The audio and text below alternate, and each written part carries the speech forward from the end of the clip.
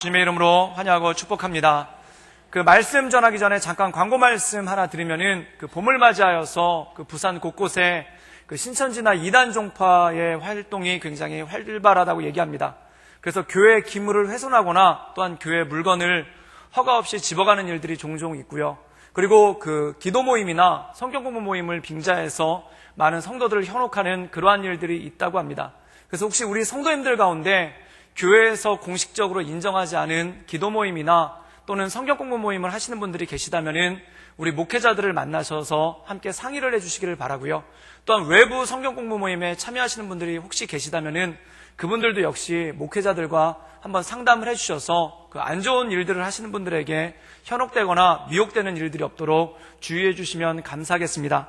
오늘 저는 축복의 명령이라는 제목을 가지고 함께 하나님의 말씀을 나누기를 원합니다. 우리가 어렸을 때 많은 분들이 읽었던 명작 소설이 있습니다. 그 소설이 로빈슨 크루소라는 그러한 소설이 있죠. 그래서 이 책을 읽으셨든지 또는 읽지 않으셨어도 내용이 뭔지는 아마 대충은 다 아실 것입니다. 근데 그 내용을 보면은 로빈슨 크루소라는 사람이 원래 상인입니다. 그래서 장사를 하기 위해서 배를 타고 물건을 운반하다가 그 배가 풍랑을 만나서 침몰하게 되죠. 그리고 이 사람이 가까스로 살아남았는데 무인도에 혼자 살아남게 됩니다. 그래서 이 무인도에서 그가 혼자 살아남으면서 악전 고투를 벌이게 되는데 이 사람이 살면서 장부를 하나 씁니다. 이 장부가 뭐냐면 이 사람이 원래 상인이기 때문에 장부를 쓰는 습관이 있는데 그 무인도에 혼자 살면서 매매하는 것이 없는데 물건을 사고 파는 것이 없는데 장부를 쓸 일이 뭐가 있겠습니까? 근데 이 사람이 습관에 따라서 장부를 썼는데 그 장부의 내용이 뭐냐면은 자기가 이 무인도에 살면서 나한테 긍정적인 일, 좋은 일이 있으면은 그것을 흑자로 표시를 하고 또는 이 무인도에 살면서 나한테 안 좋은 일, 그리고 힘든 일이 있으면은 그거를 적자로 표시를 하면서 이 무인도에서 장부를 작성했다는 겁니다. 그래서 예를 들자면 이런 거예요. 나는 난파당해서 이 무인도에서 혼자 살고 있다. 이것은 안 좋은 일이니까 적자로 표시를 하고요. 그리고 그러나 모든 사람들이 죽었지만 나는 그래도 살아남았다. 이것은 긍정적인 일이니까 흑자로 표시를 했다는 겁니다. 또한 나는 살아남았지만 이 섬을 빠져나갈 수 없다. 이것은 부정적인 일이니까 흑자로 표시를 하고 그러나 이 섬에는 내가 살아갈 수 있는 충분한 물과 과일과 음식 같은 것이 있다. 이거는 흑자로 표현을 했다는 겁니다. 그래서 그는 그의 인생의 장부를 쓸 때 어떤 좋은 일이 있으면 흑자, 그리고 별로 안 좋은 일이 있으면 적자를 기록하면서 이 무인도에서 자기 인생의 장부를 써갔다는 것이죠. 그렇다면 만약에 여러분들께서 여러분의 인생의 장부를 쓴다면 어떤 것이 흑자고 어떤 것이 적자겠습니까? 예를 들어서 아기를 키우고 있는 부모님들은 이런 장부를 쓸 수도 있을 것입니다. 나는 아이들을 양육하는데 막대한 노동과 또한 막대한 비용을 쓰고 있다. 그럼 이것은 적자겠죠. 그러나 아이들이 잘 자라나는 모습을 볼 때, 그리고 아이들의 사랑스러운 모습을 볼 때 너무 행복하고 좋다. 이것은 좋은 거니까 흑자라고 표시를 하겠죠. 또한 세월이 너무 빨리 흘러가는 것 같아서 아쉽다. 이것에 대해서는 적자.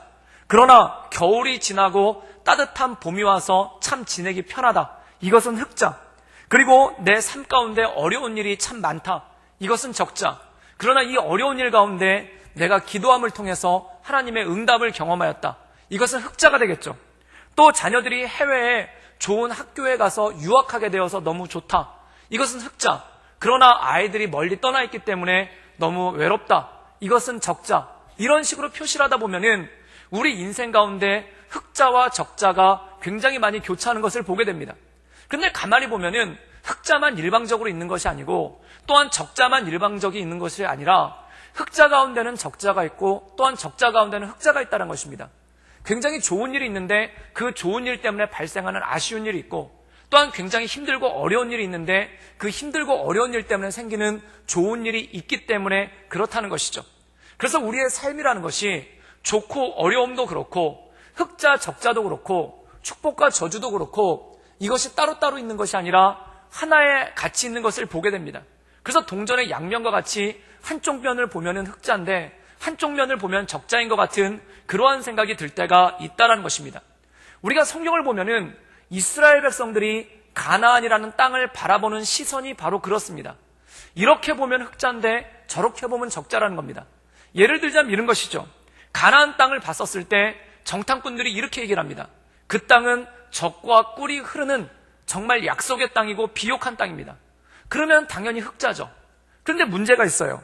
그곳에 거주하고 있는 가나안인들이 너무 강하다. 이것은 적자라는 것입니다. 그런데 이 흑자와 적자가 같이 있는 이 가나안 땅을 어떤 시각으로 바라보느냐에 따라서 이 가나안이 우리의 삶에 축복이 될 때가 있고, 또한 이 가나안이 저주가 될 때가 있다라는 것이죠. 그런데 이 가나안을 축복의 눈으로 바라본 사람들이 있습니다. 그가 누구냐면 바로 여호수아와 갈렙이죠. 여호수아와 갈렙은 이렇게 얘기했습니다. 정말 그 땅은 비옥한 땅입니다. 그리고 그 땅의 거민들은 강합니다. 그러나 하나님이 우리와 함께 하신다면은 그 가나안 땅은 우리의 밥입니다. 즉 축복입니다. 흑자입니다. 라고 얘기를 했다는 겁니다. 그런데 다른 10명의 정탐꾼은 뭐라고 얘기했냐면 그 땅은 젖과 꿀이 흐르는 비옥한 땅이 맞지만 그 땅의 거민들이 너무나 강합니다. 그래서 우리로서는 그들을 정복할 수가 없습니다. 그들 앞에 선다면 우리는 메뚜기 떼에 불과합니다. 라고 얘기했다는 겁니다. 그럼 이것은 무엇일까요? 적자라는 겁니다. 그리고 저주라는 것입니다. 사랑하는 여러분, 똑같은 가나안 땅을 바라보면서 한 사람은 흑자라고 얘기를 하고 한 사람은 적자라고 얘기를 한다는 것입니다. 또한 이 똑같은 가나안 땅의 상황을 바라보면서 어떤 사람은 이것이 축복이라고 얘기를 하고 이것을 저주라고, 어떤 사람은 이것을 저주라고 얘기한다는 것이죠. 그렇다면 사랑하는 여러분, 축복과 저주의 기준이 어디 있겠습니까? 흑자와 적자의 기준이 어디 있겠습니까? 그것이 우리의 삶 가운데 주어진 환경에 있는 것이 아니라, 또한 우리 삶 가운데 주어진 조건이나 상황 가운데 있는 것이 아니라 우리가 어떠한 마음을 가지고 그것을 대하느냐에 따라서 인생의 축복과 저주가 갈라진다는 것입니다. 그럼 어떠한 마음을 가지고 대해야 될까요? 그것은 바로 하나님께서 나와 동행하신다. 하나님을 힘입어 살아갈 때, 하나님을 바라보며 살아갈 때, 하나님의 말씀 가운데 거할 때, 하나님과 동행하며 살아갈 때 우리의 인생이 축복이 되는 줄 믿습니다. 그러므로 이 가나안 같은 세상을 살아갈 때 적자와 흑자가 교차하고 또한 축복과 저주가 교차하는 것 같은 이 세상 가운데 하나님의 말씀을 붙잡고 승리하며 나가며 주님께서 주시는 복을 누리는 우리 모든 성도들 될 수 있기를 주님의 이름으로 축원합니다. 오늘 말씀 가운데는 그 축복과 저주에 대한 말씀이 이 말씀 가운데 나와 있다는 것이죠. 우리 함께 여호수아 8장 33절에서 34절까지의 말씀을 함께 읽겠습니다. 우리 다 같이 읽겠습니다. 온 이스라엘과 그 장로들과 관리들과 재판장들과 본토인뿐 아니라 이방인까지 여호와의 언약궤를 맨 레위 사람 제사장 앞에서 궤의 좌위에 서되 절반은 그린심산 앞에 절반은 에발산 앞에 섰으니 이는 전에 여호와의 종 모세가 이스라엘 백성에게 축복하라고 명령한 대로 함이라. 그 후에 여호수아가 율법책에 기록된 모든 것대로 축복과 저주하는 율법의 모든 말씀을 낭독하였으니. 오늘 말씀 가운데 보면은 우리가 이 여호수아서를 살펴보면 먼저 이 여호수아와 백성들은 요단강을 건넙니다. 그 다음에 두 차례의 전쟁을 치르는데 첫 번째 전쟁은 여리고 전쟁이고 두 번째 전쟁은 아이성 전쟁을 치르게 됩니다.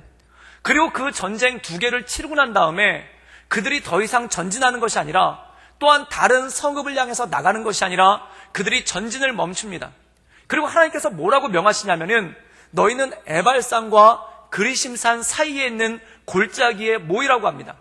그 골짜기에 모였을 때 또 하나님께서 어떠한 명령을 내리냐면 12지파가 있는데 그 중에 6지파는 에발산 앞에 또 6지파는 그린심산 앞에 서라고 얘기를 합니다. 그리고 백성들이 그 말씀대로 섰어요. 그러고 났더니 그 사이에 하나님께서 명령하는 것이 큰 돌을 가져다가 그 돌을 제단을 삼아서 화목제를 하나님 앞에 올려드립니다. 그리고 난 다음에 이 여호수아가 망치와 정을 가져와서 그 제단에다가 하나님의 율법을 새기죠. 그 율법을 다 새기고 난 다음에 어떤 일을 하냐면 여호수아가 에발산과 그림심산 앞에 서 있는 이 이스라엘 백성들을 바라보면서 율법을 낭송합니다. 근데 그 율법의 내용이 뭐냐면 바로 축복과 저주에 관한 율법을 그들에게 낭송하는 장면이 이 말씀 가운데 나온다는 것이죠. 사랑하는 여러분, 이 이스라엘 백성들이 이 산 앞에 서기 전에 두 번의 전쟁을 치렀습니다. 첫 번째 전쟁은 여리고성 전쟁이고 두 번째 전쟁은 아이성 전쟁이었다는 것이죠. 그런데 사랑하는 여러분, 인간적인 눈으로 한번 바라보십시오. 여리고성은 축복입니까? 저주입니까? 또 아이성은 축복입니까? 저주입니까? 우리가 인간적으로 눈으로 바라보면 여리고성은 저주입니다. 왜냐하면 이스라엘 백성들의 힘과 능력과 수준으로 도저히 이길 수 없는 전쟁이 여리고 전쟁이었기 때문에 그렇습니다. 그래서 인간적인 눈으로 바라본다면 이 여리고성의 거대한 장벽은 그들에게 저주입니다. 그런데 이 저주의 장벽 앞에서 그들은 하나님의 축복을 경험하게 됩니다. 그들이 또 하나 치른 전쟁이 있죠. 그것은 아이성 전투입니다. 그 아이성은 이스라엘 백성들에게 축복이었겠습니까? 저주였겠습니까? 그 아이성은 여리고성의 5분의 1 정도밖에 크기밖에 안 됐고 성벽도 그다지 높지 않았고 지키는 군사도 많지가 않았습니다. 그래서 정탐꾼들이 뭐라고 얘기했냐면 2-3천 명만 가도 충분히 이길 수 있다라는 정탐을 해왔습니다. 이것은 무엇일까요? 너무나 쉬운 상대라는 거예요. 아무것도 아니라는 것입니다. 그렇다면 이것은 축복이겠습니까? 저주이겠습니까? 인간의 눈으로 보면 축복입니다. 그런데 그들이 막상 전쟁을 치르고 나니까 자신들의 힘으로 가니까 그것이 저주가 되고 말았습니다. 사랑하는 여러분, 세상 사람들의 눈으로 보면 어려운 것은 저주이고 쉬운 것은 축복이라고 얘기합니다. 풍요로운 것은 축복이고 빈척하고 뭐가 없는 것은 저주라고 얘기합니다. 그런데 이 축복과 저주에 대해서 얘기할 때 하나님께서는 뭐라고 말씀하시는가? 하나님을 힘입어 나간다면 그것은 축복이고 하나님 없이 너의 힘으로 하려고 한다면 그것은 저주가 될 수밖에 없다라는 것입니다. 이 세상을 살아갈 때 좋은 것이라서 축복이고 나쁜 것이라서 저주가 아니라 하나님의 말씀을 붙잡고 나면 나쁜 것도 축복이 되고 하나님의 말씀을 의지하지 않는다면 좋은 것도 저주가 되는 그러한 삶이 우리 가운데 주어진다는 것이죠. 사랑하는 여러분, 세상 사람들이 추구하는 것은 이것입니다. 어느 곳으로 가야 내가 복을 받을 것인가? 어느 곳으로 가야 내가 잘 될 것인가? 이것에 관심이 많습니다. 그래서 많은 사람들이, 많은 성도님들이 목회자들한테 와서 상담을 할 때 이런 내용을 가지고 많은 상담을 하십니다. 내가 A로 가야 잘 되겠습니까? B로 가야 잘 되겠습니까? A라는 아파트를 분양받아야 잘 되겠습니까? B라는 아파트를 분양받아야 잘 되겠습니까? 이런 거 가져오시지 않기를 간절히 바랍니다. 저는 부동산 업자가 아니에요. 제가 기도한다고 해서 아파트 값이 안 올라요. 그렇다면 많은 분들이 궁금해하는 게 그건 거예요. 이쪽으로 가야 돈을 벌겠냐? 저쪽으로 가야 돈을 벌겠냐? 또한 A라는 학교로 가야 잘 되겠느냐? B라는 학교로 가야 잘 되겠느냐? A라는 직장을 가야 잘 되겠느냐? B라는 직장을 가야 잘 되겠느냐? 즉 어디로 가는가에 시선이 있고 어디로 가느냐에 포인트가 있다는 겁니다. 즉 좋은 데로 가면 내가 복을 받고 나쁜 데로 가면 내가 저주를 받는다라는 그러한 마음이 사람들 마음 가운데 있다는 것이죠. 그런데 사랑하는 여러분, 성경은 이렇게 말씀합니다. 내가 너에게 준 모세의 율법을 네 마음 가운데 지키고 그것을 붙잡고 나간다면 네가 어디로 가든지 형통케 되리라. 사랑하는 여러분, 어디가 중요한 게 아니라는 겁니다. A로 가느냐 B로 가느냐 중요한 것이 아니라 내가 하나님의 말씀을 가지고 있느냐 말씀을 갖고 있지 않느냐, 이것이 중요한 분기점이라는 것입니다. 사랑하는 여러분, 하나님의 말씀을 붙잡고 나갈 수 있기를 주님의 이름으로 축원합니다. 그래서 성경은 뭐라고 말씀하냐면 A는 복된 곳이고 B는 저주받은 곳이다, 이렇게 말씀하고 있지 않습니다. A로 가든지 B로 가든지 네가 하나님의 말씀을 붙잡고 가면 어디를 가든지 내가 받는 땅을 너에게 주겠다. 네가 하나님의 말씀을 붙잡고 간다면 네가 나가도 복을 받고 들어가도 복을 받겠다. 이것이 우리에게 주신 하나님의 말씀인 줄 믿습니다. 그런데 세상 사람들은 뭐를 보냐면 안목의 정욕대로 행한다는 거예요. 보기에 좋은 곳, 보기에 괜찮은 곳을 향한다는 것이죠. 성경 말씀해 보십시오. 아브라함과 롯이라는 사람이 등장합니다. 이들은 삼촌과 조카 사이예요. 그런데 이들이 한 지역에 거주하면서 양과 소떼를 키웠습니다. 그런데 이 양과 소가 많아져서 같은 지역에 머무를 수가 없는 것입니다. 그때 아브라함이 롯에게 이렇게 제안을 합니다. 네가 오른쪽을 택하면 내가 왼쪽을 택하고 네가 왼쪽을 택하면 내가 오른쪽을 택하겠다는 겁니다. 그때 이 롯이 어디를 택했냐면은 자기 눈에 보기 좋은 곳 소돔과 고모라를 택했어요. 그래서 말씀해 보면 뭐라고 얘기했냐면은 소돔과 고모라가 마치 에덴 동산처럼 풍요로워 보이고 에덴 동산처럼 좋아 보였다라고 얘기합니다. 즉 그는 자기가 보기에 좋아 보이는 곳을 향해서 간 거예요. 그리고 이 아브라함은 사막과 다름없는, 광야 다름없는 척박한 곳으로 갔다는 것입니다. 그런데 사랑하는 여러분, 어떤 일이 생겼습니까? 이 롯은 자기 안목의 정욕에 따라서 소돔과 고모라를 갔다가 거의 멸망 직전까지 갑니다. 그러나 아브라함은 하나님의 말씀을 붙잡고 광야로 나갔는데 그가 거기서 복을 받고 하나님의 은혜를 누리는 놀라운 역사가 있지 않습니까? 사랑하는 여러분, 어디로 가느냐가 중요한 것이 아닙니다. 어느 지역으로 가느냐가 중요한 것이 아닙니다. 어떤 환경에 있느냐가 중요한 것이 아닙니다. 하나님의 말씀을 붙잡고 나갈 때 우리가 나가도 복을 받고 들어가도 복을 받는 놀라운 역사가 우리 삶 가운데 주어질 줄 믿습니다. 바로 우리가 축복의 통로라는 것입니다. 우리를 통해서 하나님께서 복을 주시는 것이지 좋은 땅이 따로 있고 복을 받는 땅이 따로 있는 것이 아니라는 것입니다. 나를 통해서 복을 주시는 것이고 내가 밟는 땅 가운데 하나님의 복의 역사가 있을 줄 믿습니다. 그래서 내가 하나님의 말씀을 붙잡고 가면 내가 복덩어리가 되는 거예요. 그래서 내가 A라는 회사를 가면 A라는 회사가 복을 받고 B라는 회사를 가면 B라는 회사가 복을 받는 것이지 A라는 회사가 복이 있는 회사라서 내가 거기 가면 복을 받는 게 아니라는 것입니다. 사랑하는 여러분, 하나님의 말씀 붙잡고 하나님의 은혜 가운데 복의 통로로서 복덩어리로서 살 수 있기를 주님의 이름으로 축원합니다. 그래서 여러분이 A라는 회사에 가면은 별 볼 일 없는 회사가 복을 받는 놀라운 역사가 있기를 주님의 이름으로 축원합니다. 그런데 내가 하나님의 말씀을 붙잡고 안 가면 어떻게 되는가? A라는 회사가 되게 좋은 회사인데 내가 가게 되면 망하게 되는 거예요. 왜 그럴까요? 내가 복 가운데 거하지 않기 때문에 그렇다는 겁니다. 그래서 어떤 분들이 이렇게 얘기를 합니다. 나는 가는 곳마다 안 된다고. 나는 가는 곳마다 일이 꼬인다고. 나는 가는 곳마다 일이 엉킨다고. 사랑하는 여러분, 하나님의 말씀 가운데 거할 수 있기를 주님의 이름으로 축원합니다. 그렇다면 가는 곳마다 길을 열어주시고 가는 곳마다 역사하시는 하나님의 크신 뜻을 경험할 수 있다는 것입니다. 제가 잘 아는 분 중에 이 베트남에서 만난 분이 있는데 그분을 만났을 때 그분의 나이가 40대 초반이었어요. 그런데 40대 초반에 엄청나게 많은 사업에 성공을 했습니다. 그래서 그분이 기본적으로 가지고 있는 재산이 건물을 3개를 가지고 계시더라고요. 근데 건물이 10층짜리 사무실 오피스 건물을 하나 가지고 있고 또 2 건물은 뭐냐면 하나는 3성급 호텔이고 또 하나는 4성급 호텔 2개를 가지고 있어요. 근데 그 젊은 나이에 어마어마한 부를 쌓고 젊은 나이에 크게 성공한 거죠. 그래서 그분한테 여쭤봤습니다. 어떻게 베트남에 오셔서 사업하실 생각을 다 했습니까? 라고 얘기를 했더니 그분이 그 얘기를 하시는 거예요. 어떤 얘기를 하냐면은 자기가 90년대 초반 학번이에요. 그런데 대학을 갔는데 공부를 잘 하지 못하기 때문에 공부를 그렇게 잘하지 못하기 때문에 그렇게 좋지 않은 대학에서도 이 베트남어 학과를 갔다는 거예요. 그래서 베트남어 학과가 그 좋지 않은 대학에서도 제일 밑에 있었대요. 그래가지고 그 베트남어 학과를 간다고 하니까 부모님들이랑 주변 사람들이 뭐라고 얘기했냐면 도대체 거기 가서 뭘 먹고 살래? 라고 이렇게 얘기를 했다는 거예요. 그리고 도대체 거기 가서 어떻게 취직할래? 이렇게 얘기를 했다는 거예요.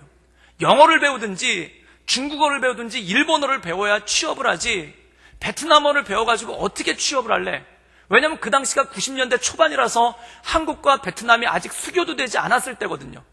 그런데 이분이 베트남어 학과를 간 거예요. 그래서 학교를 갔더니 어떤 일이 있냐면 같은 반에 학과 학생들이 50명인데 아무도 베트남어 공부를 하지 않더라는 것입니다. 그래서 다 뭘 공부하고 있냐면은 영어를 공부하든지 중국어를 공부하면서 전과를 하려고 하든지 편입을 하려고 하든지 다 그러고 있더라는 거예요. 그런데 이분이 거기서 한 가지를 바라본 거예요. 그게 뭐냐면 베트남어를 공부해서는 취업하기가 힘들다. 그러니까 적자. 그런데 그분이 거기서 뭘 봤냐면 영어 잘하는 사람 엄청나게 많다. 일본어 잘하는 사람 엄청나게 많다. 중국어 잘하는 사람 엄청나게 많다. 지금 내가 영어나 중국어를 공부해도 그들을 따라잡을 수는 없다. 그러나 베트남어 공부를 하는 사람은 거의 없다. 그렇기 때문에 내가 베트남어를 열심히 하면 한국에서 1등이 될 수 있다. 이것은 흑자. 그래가지고 이분이 베트남어를 정말 열심히 공부한 거예요. 그러니까 그 과에서 베트남어 학과 학생들이 있는데 다들 공부를 안 하는데 이분만 베트남어를 열심히 공부를 하니까 교수님들이 얼마나 이뻤겠습니까? 그래서 이분을 특별히 더 열심히 가르쳐 준 거예요. 그리고 이분이 군대를 제대하고 난 다음에 베트남으로 어학연수를 떠납니다. 한국에서 최초로 베트남으로 어학연수를 떠나요. 많은 분들이 어학연수를 떠나면은 미국으로 가든지 영국으로 가든지 캐나다로 가는데 이분은 베트남어를 배우려고 베트남으로 어학연수를 떠난 거예요. 그런데 이런 일이 생긴 거예요. 그분이 어학연수를 갔다 오고 나니까 베트남어를 정말 잘하게 됐죠. 그런데 우리나라가 베트남과 수교를 맺고 우리나라 대기업들이 베트남으로 진출하게 됐다는 겁니다. 그런데 한 대기업에서 이 학교에 의뢰가 들어온 거예요. 지금 우리 회사가 베트남으로 진출하려고 그러는데 통역을 할 사람이 필요한데 통역할 수 있는 사람을 하나 추천해 주십시오. 그런데 이 학교에서 베트남어를 제대로 공부한 사람은 이분밖에 없는 거예요. 그래서 학교에서 이분을 추천을 해가지고 이분이 학교도 졸업하기 전에 인턴 사원으로 베트남에 가가지고 그 대기업 인턴 사원으로 월급을 받으면서 일을 한 겁니다. 그리고 이분이 베트남어를 워낙 출중하게 하니까 이 회사에서 이분을 정식 직원으로 채용을 한 거예요. 그때가 IMF가 터지기 직전이라서 많은 대기업에서 구조조정을 할 때인데 이분은 오히려 거기서 취업을 해가지고 거기서 주재원으로 활동을 하게 된 겁니다. 그래서 거기서 주재원으로 활동을 하다 보니까 베트남 정부 관계자나 관리들이 이분을 통해서만 일을 하려고 하고 이분을 통해서만 한국 기업과 계약을 맺으려고 하니까 나중에 이분이 어떻게 했냐면은 그 회사를 나와가지고 컨설턴트 회사를 세웠어요. 그래가지고 한국에서 진출하는 기업들이 이분을 통해서 베트남에 정착할 수 있도록 통역을 해주고 업무를 처리해주는 그런 컨설팅 회사를 하다가 나중에 30대 중반에는 이분이 그냥 그 스스로 투자를 받아가지고 자기가 건물을 짓고 호텔을 경영하는 그 단계까지 갔다는 겁니다. 사랑하는 여러분, 세상 사람들의 눈으로 보면 그런 거예요. 도대체 그거 공부해가지고 어떻게 취업할 거냐? 그거 공부해가지고 무슨 소용이 있느냐? 그런데 이분이 믿음의 눈으로 보니까 거기서 길이 보이기 시작하고 이분이 믿음의 눈으로 보기 시작하니까 거기서 흑자가 보이기 시작하더라는 것입니다. 사랑하는 여러분, 이 세상을 주님께서 주신 믿음의 눈으로 바라볼 수 있기를 주님의 이름으로 축원합니다. 그럼 모든 사람들은 저주라고 얘기하고 모든 사람들은 적자라고 얘기하는데 거기서 흑자가 보이기 시작하고 거기서 축복이 보이기 시작하는 거예요. 사랑하는 여러분, 이 다윗과 골리앗을 보면 그런 일이 있습니다. 골리앗을 보십시오. 골리앗은 엄청나게 큰 사람입니다. 그와 싸워서는 절대 이길 수 없다. 그와 칼과 창을 맞대서 싸워서는 절대 이길 수 없다. 적자입니다. 그런데 다윗은 어떻게 싸웠는가? 창과 칼을 가지고 나간 게 아니에요. 왜냐하면 창과 칼을 가지고 나가서 그와 백병전을 벌리면은 그 힘을 어떻게 당해내겠습니까? 그 덩치를 어떻게 당해내겠습니까? 그런데 그는 믿음의 눈으로 뭘 봤냐면 이 골리앗의 덩치는 엄청나게 크다. 이 덩치가 크기 때문에 그는 큰 표적이 되는 거예요. 그래서 그가 가까이 가서 칼과 창을 맞대면서 싸운 게 아니라 멀리서 물맷돌을 던져가지고 이 골리앗을 쓰러뜨리지 않습니까? 사랑하는 여러분, 가까이서 보면 어마어마하게 큰 적이지만 멀리서 보면은 덩치가 워낙 크기 때문에 큰 표적이에요. 다른 사람은 빗나갈 텐데 골리앗은 빗나가는 것도 맞아요. 그렇기 때문에 그가 물매를 선택한 건 아니겠습니까? 사랑하는 여러분, 믿음의 눈으로 보면은 큰 것이 저주가 아니라 큰 것이 적자가 아니라 그가 크기 때문에 내가 이 물매로 능히 맞출 수 있다라는 자신감이 그 안에 생기기 시작한 건 아니겠습니까?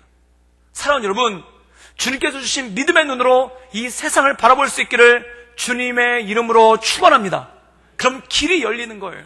빈틈이 보이기 시작하는 거예요. 세상 사람들이 가장 싫어하는 것, 물론 제 기준에 따라서 얘기하자면 그렇습니다. 아마 그런데 다른 분들도 크게 다르지는 않으리라 생각합니다. 세상 사람들이 굉장히 혐오하는 그 생물 3가지가 있는 것 같아요. 제 기준에 보면 첫째는 뱀.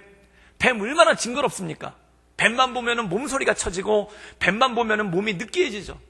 그 다음에 두 번째 바퀴벌레. 아주 얼마나 몸소리가 쳐집니까? 그래서 저는 이사할 때마다 그 집을 보는 기준이 바퀴벌레가 있는가 없는가를 그걸 기준으로 보고 이사를 합니다.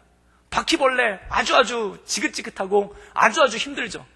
그 다음에 세 번째로 사람들이 싫어하는 게 뭐냐면 쥐가 있습니다.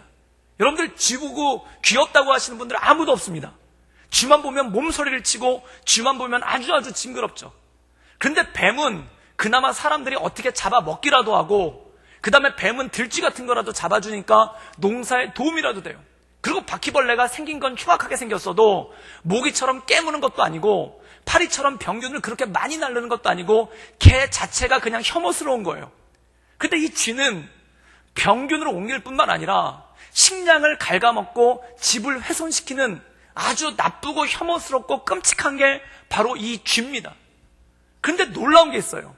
이 쥐를 가지고 만화 영화를 만들고 이 쥐를 가지고 캐릭터를 만들었는데 그게 세상에서 최고 인기 있는 캐릭터예요. 그게 누구냐면 바로 미키마우스입니다. 이 미키마우스라는 캐릭터는 쥐예요. 예쁜 다람쥐도 아니고 사람에게 실험용으로 쓰이는 깨끗한 흰 쥐도 아니고 그 꼬리를 보세요.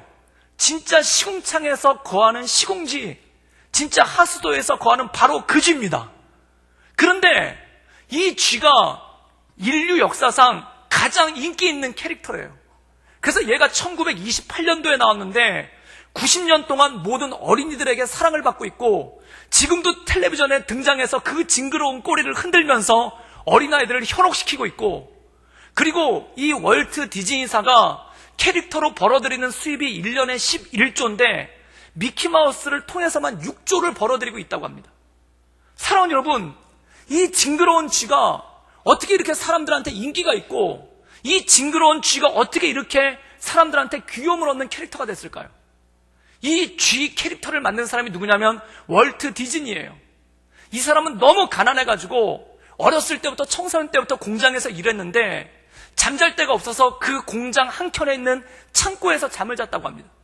그 공장 창고에서 잠을 자는데 거기 뭐가 많았냐면 지저분해가지고 쥐들이 그렇게 많았다고 그래요.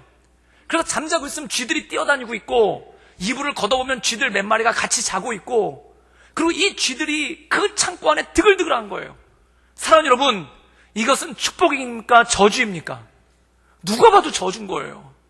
누가 봐도 탈출해야 되는 것이고, 누가 봐도 살 수 없는 것이고, 누가 봐도 지긋지긋한 것이고, 누가 봐도 끔찍한 거라는 거예요. 그런데 이 사람이 거기서 무엇을 받는가? 그 쥐에서 귀여움을 찾아낸 거예요. 그 쥐에서, 그 징그러운 시커멓고 꼬리가 그렇게 생긴 그 징그러운 쥐에서 귀여움을 찾아낸 거예요. 이것은 무엇일까요? 그의 인생이 누가 봐도 징그럽고 끔찍하고 저주스럽지만 그 끔찍하고 저주스럽고 힘든 그의 인생 가운데 긍정적이 무엇인지를 볼 수 있는 시각이 그에게 있었다라는 것입니다. 사랑하는 여러분, 이것이 축복인 줄 믿습니다. 믿음의 사람은 가장 끔찍한 데서, 가장 어려운 데서, 가장 힘든 데서 하나님께서 주시는 복을 볼 수 있는 능력이 그에게 있는 줄 믿습니다. 우리의 삶이 누가 봐도 끔찍하고 누가 봐도 저주스럽고 누가 봐도 적자인데 그 세상 가운데 믿음의 눈을 가지고 나간다면, 믿음의 눈을 가지고 선다면 그것을 통해서 역사하신 하나님을 바라볼 수 있는 줄 믿습니다. 이 다윗이라는 사람이 쓴 책이 시편 23편 아닙니까? 이 시편 23편에 보면 이렇게 기록하고 있어요. 여호와는 나의 목자시니 내가 부족함이 없도다. 그가 나를 푸른 초장과 쉴 만한 물가로 인도하신다. 사랑하는 여러분, 다윗이 이 시를 왕궁에서 썼겠습니까? 아니에요. 다윗은 이 시를 들판에서 쓴 거예요. 들판에서 사울에게 쫓기면서 그가 거할 곳 집이 없어서, 잠잘 집이 없어서 이 초장과 들판과 물가 옆에서 잠을 자면서 그가 하늘을 바라보며 외친 노래가 이거 아닙니까? 하나님께서 나와 함께 하시니 내게 부족함이 없고 이곳이 푸른 초장과 쉴 만한 물가입니다. 사랑하는 여러분, 하나님을 바라보는 사람은 지옥과 같은 현실 가운데서도 천국을 노래할 수 있는 줄 믿습니다. 그래서 찬송가 중에 주와 함께 동행하니 그 어디나 하늘나라, 하나님과 함께하면 지옥과 같은 현실 가운데 천국을 노래할 수 있는 능력이 우리 삶 가운데 주어지는 줄 믿습니다. 그런데 사울이라는 왕을 보세요. 그는 궁궐에 살았어요. 그 아름답고 멋진 궁궐에 살았어요. 그러나 그는 지옥과 같은 삶을 삽니다. 미치광이가 되고 두렵고 불안하고 떨려서 어떻게 할 줄 모르는 그러한 모습을 살게 되죠. 사랑하는 여러분, 하나님과 동행하는 사람은 저주스러운 환경에서도 하나님께서 주시는 복을 노래할 수 있는 줄 믿습니다. 그러나 하나님과 동행하지 않는 사람은 누가 봐도 축복인데, 누가 봐도 좋은 환경인데 거기서도 힘들고 거기서도 연약하고 거기서도 마음이 쓰러지는 거예요. 사랑하는 여러분, 이 하나님을 바라보며 하나님의 은혜 가운데 주님만을 찬양하며 나갈 수 있기를 주님의 이름으로 축원합니다. 이것이 바로 축복의 사람, 하나님의 사람, 하나님과 동행하는 사람의 특징이라는 것이죠. 이 미국 사람들이 가장 좋아하는 화가가 있다고 합니다. 그래서 이 화가의 이름이 누구냐면은 해리 리버만이라는 화가인데, 이 사람을 가리켜서 뭐라고 얘기를 하냐면은 미국의 샤갈이다 라고 얘기를 합니다. 이 샤갈은 세계에서 뽑은 피카소와 샤갈은 최고의 천재적인 화가들 아닙니까? 그런데 이 해리 리버만이라는 사람을 미국의 샤갈이라고 불렀다는 거예요. 그리고 이 사람에 대해서 어떤 평가를 내렸냐면, 그가 구사하는 색채의 뛰어남, 가장 원시적인 색채를 가장 세련되게 표현할 수 있는 작가, 그 다음에 그의 그림에는 깊이가 있고 인생의 연륜이 있다 라고 평가를 했던 것이 바로 해리 리버만입니다. 그리고 그 사람이 주로 그렸던 그림이 뭐냐면 시골 풍경인과 성경에 있는 내용을 가지고 그림을 그렸는데, 그것을 가지고 뭐라고 평가를 했냐면은 이 사람이 표현한 것에는 깊이가 있다, 그리고 그 사람이 표현한 성경 그림에는 은혜가 있다라고 얘기를 합니다. 그럼 이 해리 리버만이 언제부터 그림을 그렸냐면, 이 사람은 정식 화가가 아니에요. 이 사람은 폴란드 사람인데 미국으로 이민을 왔어요. 그래서 1900년대 초반 때 너무 가난해서 폴란드에서 살 수가 없어가지고 미국으로 이민을 온 거예요. 백값을 치고 나니까 그의 수중에 있는 돈이 $6밖에 되지 않았다고 합니다. 그래서 그 뉴욕 항구에서 여러 가지 허드렛 일을 하면서, 여러 가지 험한 일을 하면서 그렇게 근근히 살아온 거예요. 그래서 29살 때는 그 현금을 출납하는 그러한 일을 했고, 그 다음에 30대가 지나서는 과자 가게 점원을 했고, 그리고 40대가 지나서는 조그만 제조업 공장을 해가지고 그걸 가지고 먹고 살았다는 겁니다. 그러다가 이 사람이 나이가 들어가지고 은퇴를 한 거예요. 그리고 은퇴를 하고 난 다음에 할 일이 없으니까 뭘 했냐면 동네 근처에 있는 노인복지관에 가가지고 거기서 매일같이 장기를 둔 거예요. 그래가지고 이 노인복지관에 가가지고 매일같이 장기를 두는데, 그가 76세가 됐을 때 자기와 같이 매일같이 장기를 두던 파트너가 있는데 이 사람이 아파가지고 복지관에 못 나온 거예요. 그래가지고 이분의 복지관에 갔더니 같이 장기를 둘 사람이 없는 겁니다. 그래서 같이 장기를 둘 사람이 없어가지고 멍하니 혼자 앉아있는데, 그때 복지관 직원이 오더니 할아버지 여기서 혼자 이러고 계시지 마시고 저기 옆에서 그림 가르쳐주니까 그림이라도 배워보세요. 그래가지고 이분이 얘기했다는 거예요. 나는 여태까지 그림을 한 번도 그려본 적이 없는데, 나는 여태까지 붓을 잡아본 적이 한 번도 없는데, 그랬더니 그 직원이 뭐라고 얘기하냐면, 할아버지 여기 앉아서도 할 일이 없으시잖아요. 가서 한번 그림이라도 그려보세요. 그래가지고 이분이 4주 동안 그 복지관에서 자원봉사자들이 가르쳐주는 그 그림 공부방에 들어가서 거기서 그림을 그리기 시작한 거예요. 근데 이분이 그림을 그리다가 거기 재미가 붙었는데, 이 그림을 가지고 뭘 그렸냐면 자기가 어려서부터 은혜 받았던 성경 구절을 가지고, 자기가 어려서부터 은혜 받았던 성경의 인물들을 가지고 그거를 그림을 그리기 시작한 거예요. 그래서 이분이 5년 동안 그림을 그리다가 81세가 되는 나이에 전시회를 처음으로 엽니다. 그래가지고 이분이 전시회를 열었는데 많은 사람들이 그 전시회에 와가지고 너무 좋아한 거예요. 그리고 어떤 평론가가 평가를 내렸는데 뭐라고 평가를 내렸냐면, 이 해리 리버만은 기술적으로 뛰어나지는 않다. 즉 그림을 어려서부터 그림을 그린 사람처럼 그렇게 뛰어나게 그리지는 못했다는 거예요. 그런데 그의 그림에는 깊이가 있다. 그의 인생의 연륜에서 묻어나오는 깊이, 그의 인생에서 느꼈던 인생의 희노애락, 그리고 그의 인생 가운데 그가 받았던 그 은혜가 그 그림 가운데 고스란히 묻어있다. 그래서 81세 첫 번째 전시회를 했는데 그 그림이 다 팔렸다고 그래요. 그래서 이분이 101살 때까지 22번의 전시회를 열었고, 그 전시회를 열 때마다 그림이 거의 다 팔려갔다는 거예요. 사랑하는 여러분, 전시회를 한번 열려면 그림이 최소한 20점에서 30점은 있어야 됩니다. 근데 이분은 1년에 한 번씩 전시회를 열었을 뿐만 아니라 어쩔 때는 1년에 2번씩도 전시회를 열었다는 거예요.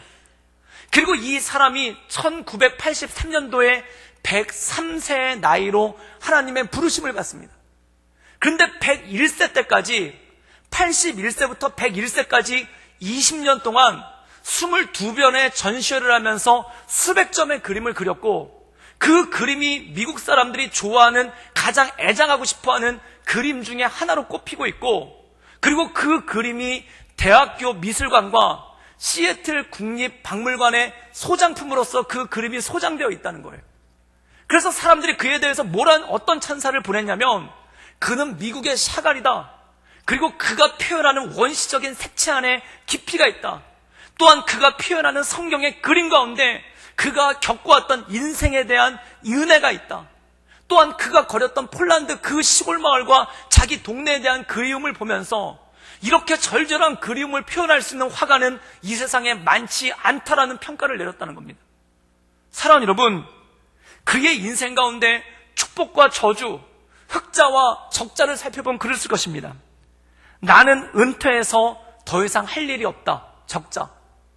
나는 은퇴해서 더 이상 할 일이 없는데 나랑 같이 장기를 두어줄 친구조차도 이제는 없다. 적자 중에 적자죠. 그런데 그는 어떻게 했는가? 나는 은퇴했기 때문에, 그리고 나와 장기 두어줄 친구조차도 없기 때문에 나는 그림을 그릴 수 있는 충분한 시간이 있다. 이것은 흑자.